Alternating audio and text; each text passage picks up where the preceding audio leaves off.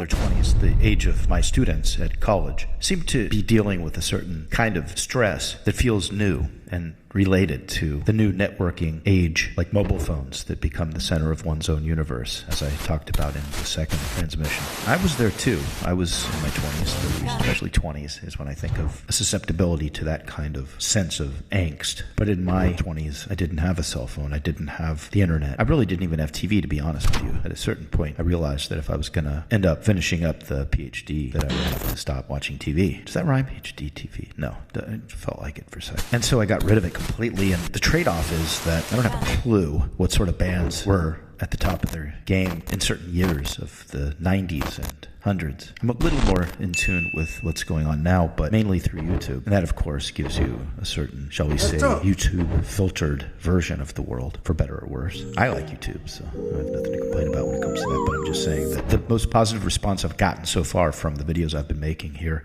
it's number 2 that is getting the most traction. It's almost, as I speak, 20,000 views, which is kind of exciting. But even more important, I've been listening to it and trying to figure out what it is about it that seems to resonate most with you guys and gals. And I think I understand. You know, this is a thesis that's been brewing within me for many years now, ever since the beginning of the internet. Yes, you may have been born into the networking age, but I grew into it, and there are benefits to that in the sense of understanding how things work. And what would those benefits be? Well, that's what my thesis has to do with, a thing I call the dominant loop. You know the expression be in or out of the loop? Well, I have a theory, not a scientific theory as much as a philosophy, that not only has the dominant loop, what we hear sometimes referred to as the mainstream, not only not become fragmented, which is what you hear all the time. Society has been fragmented because of the internet, all the different channels that people live on, as opposed to just the 3 main ones from the 70s back to the 50s, 40s even. But there was never a dominant loop in the first place. That is, there was never society in the first place. The notion that there's a mainstream is just as illusory as the notion that there's a society that links everyone together in any sense other than everyone pretending that it does. And we've been pretending pretty well for decades, but things are starting to unravel.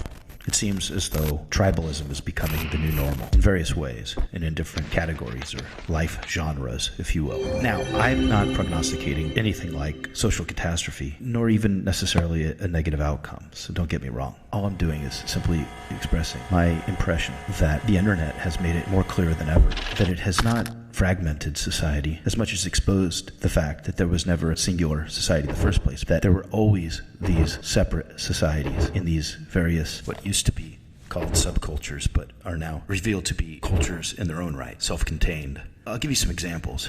There's a YouTuber I love listening to. His name is Destiny, and he very interestingly debates people a lot and has a lot to say and is really intelligent, fair as an arguer.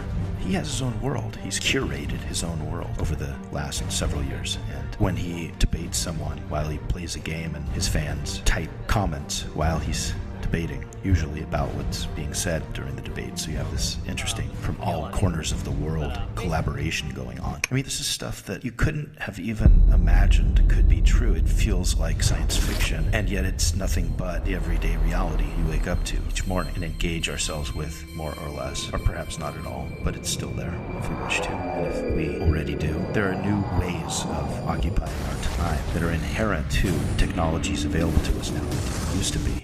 To avoid engaging in them puts us at risk of becoming what is often referred to these days as irrelevant, obsolete even, a dinosaur, someone who has purely or at least primarily historical significance rather than current significance. It sounds a little bit like technological determinism, doesn't it? Well, yes, it is. And so that's why we have to decide whether or not to take seriously the notion of keeping up with what's going on within these various worlds that people cultivate throughout the galaxy of YouTube and beyond.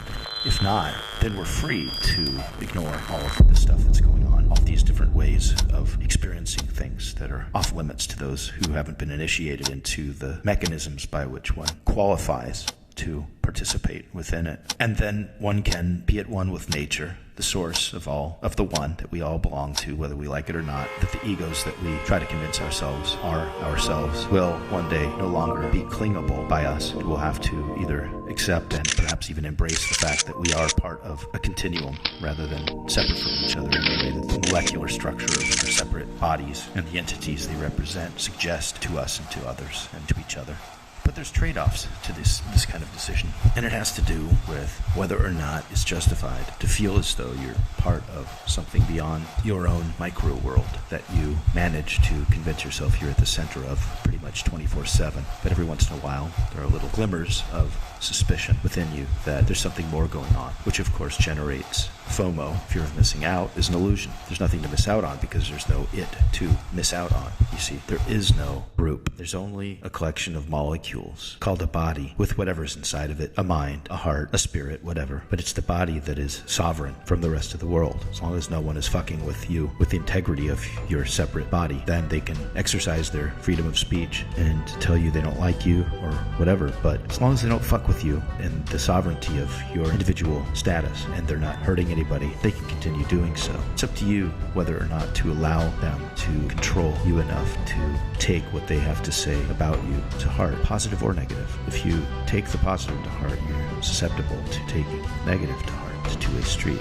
The ideal is to realize that any organization above and beyond the individual only exists when more than just you agrees to pretend that it does. If they don't, if there is no social contract or any reduction thereof, even to a two-person sized mini-society, then it doesn't exist, and it's the sovereign individual, again, that reality is reduced to. So while it's helpful for us to all pretend together that we belong to the same society, and absolutely true within a political and economic context, if not a social or cultural one, then we should continue doing it and respecting each other's sovereignty as individuals while at the same time pretending that we are broken up into separate groups and all together make up one group called a nation.